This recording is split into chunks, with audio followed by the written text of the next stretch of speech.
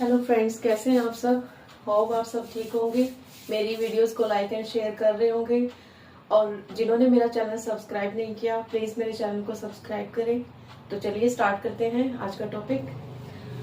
आज का हमारा जो टॉपिक है बच्चे वो है नेशनल इनकम से रिलेटेड। ठीक है, यानी कि हमारी जो राष्ट्रीय आय है वो क्या होती है या उसकी हिस्ट्री क्या है। ठीक है, उसके बारे में आज हम डिस्कस करेंगे। नेशनल इनकम, राष्ट्रीय आय के बारे में सबसे पहले किसने बताया बच्चे? नेशनल इनकम के बारे में सबसे पहले दादा भाई नौरोजी ने बताया। कब? 1867 में। किसने बताया बच्चे? दादा भाई नौरोजी ने 1867 में।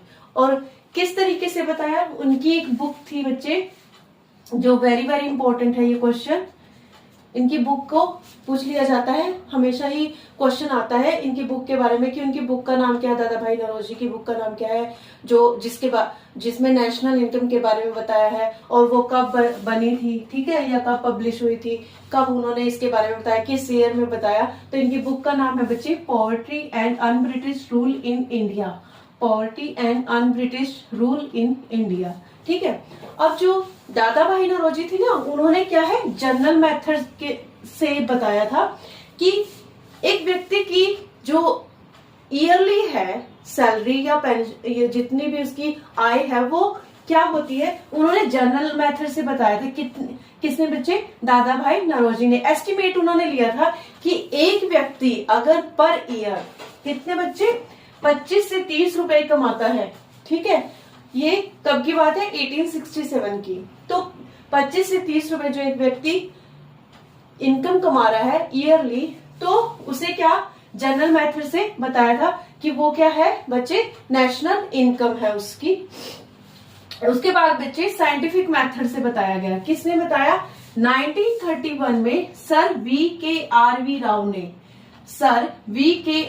राव ने 1931 में क्या कहा कि एक व्यक्ति लगभग उन्होंने एस्टिमेट बताया था कि 800 रुपए ईयरली अगर अर्न कर रहा है तो वो क्या है? नेशनल इनकम है उस व्यक्ति की, उसमें काउंट होगी। ठीक है, 1949 से 55 में पहली बार एक नेशनल इनकम कमेटी बनी। फर्स्ट टाइम कब बनी बच्चे? 1949 से 55 के बीच में एक नेशनल कमेटी बनी, जिसके जो चेयरमैन थे ना बच्चे, वो कौन थे? पीसी महालनोबिस।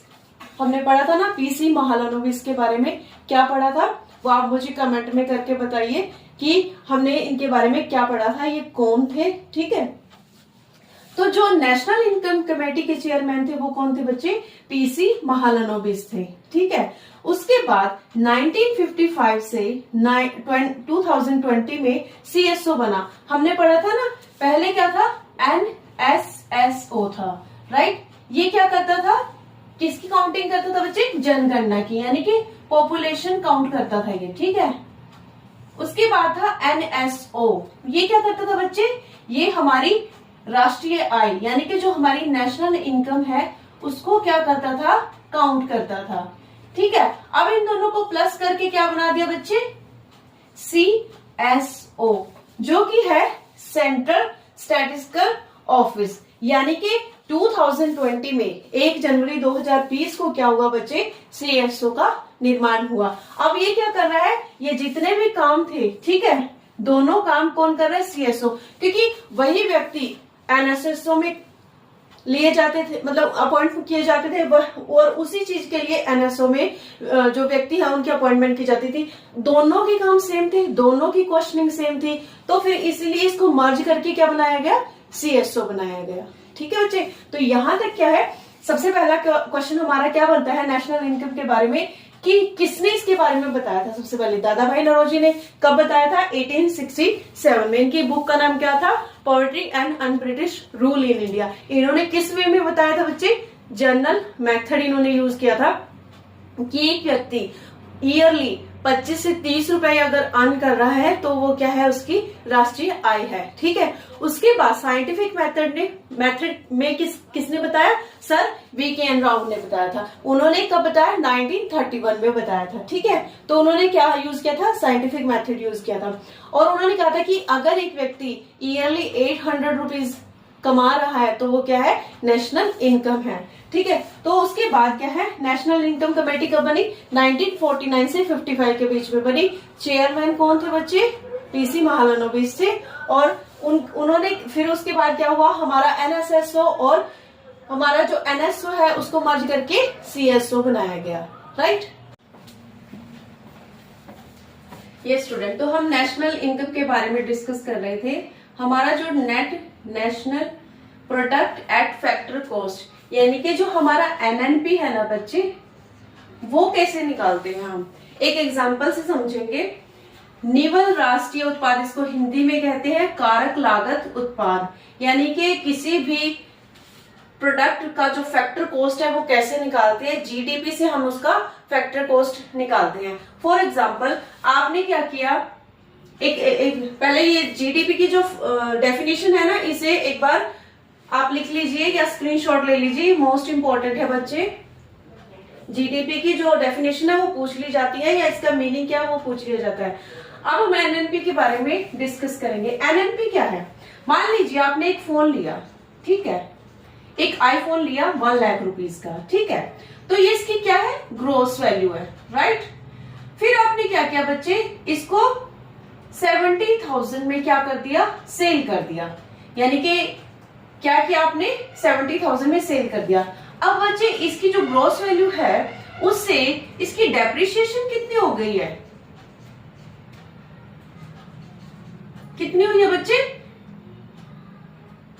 हाँ जी 30,000। ठीक है, तो इसका जो डेप्रिसिएशन है वो 30,000 हो गया, यानी कि जो इसकी नेट वैल्यू है राइट टाइम पे ऑन द स्पॉट इस समय इसकी वैल्यू कितनी है, 70,000 इसकी वैल्यू है। तो इस तरीके से हम क्या है, एनएनपी निकालते हैं। राइट, उसके बाद जैसे जीडीपी, देश के अंदर जितने भी सेक्टर थे या जितने भी सेक्टर्स होते हैं, जैसे प्राइमरी, सेकेंडरी या टर्सरी, जितने भी हमारे सेक्टर्स हैं ना बच्चे, उन सब का जो फाइनल प्रोडक्ट निकाल लिया जाता है, उसके बाद क्या होता है, उसकी मार्केट वैल्यू निकाली जाती है। फिर क्या करते हैं हम, उन सबको एड ऑन कर देते हैं, उसे क्या कहते हैं, जीडीपी। एक एग्जांपल से समझेंगे हम। आई थिंक एनएनपी क्लियर हो गया होगा। यस, तो हम अब क्या समझते हैं बच्चे कि इसका जो एनएनपी जीडीपी है वो कैसे निकालते हैं। देखिए हमारे पास 3 सेक्टर हैं, एक है हमारा प्राथमिक या प्राइमरी सेक्टर, सेकेंडरी सेक्टर, द्वितीयक, और थर्ड हमारा है तृतीयक या सेवा, टर्शरी सेक्टर। ठीक है, तो इस तरीके से हम 3 पार्ट्स में इसको डिवाइड कर लेंगे। फर्स्ट जो प्राइमरी सेक्टर है हमारा, उसमें आ जाता है बच्चे कृषि या एग्रीकल्चर। राइट, सेकेंडरी में हमारा क्या आ जाएगा बच्चे, इंडस्ट्रीज, है ना, या उद्योग। राइट, बड़े बड़े उद्योग हैं जो हमारे। और टर्शरी में हमारा क्या आ जाएगा, हम बैंकिंग को ले लेते हैं। ठीक है, अब एग्रीकल्चर में क्या हुआ बच्चे, हमें जो फाइनल प्रोडक्ट मिला है वो क्या है, वो है हमारी 10 kg, मान लीजिए हमें क्या मिली है, गेहूं मिली है ना, और उसका जो मार्केट वैल्यू है, मार्केट वैल्यू क्या है बच्चे, 100 रुपीज है। हम मानकर चलते हैं कि उसका जो मार्केट वैल्यू है 100 रुपीज है।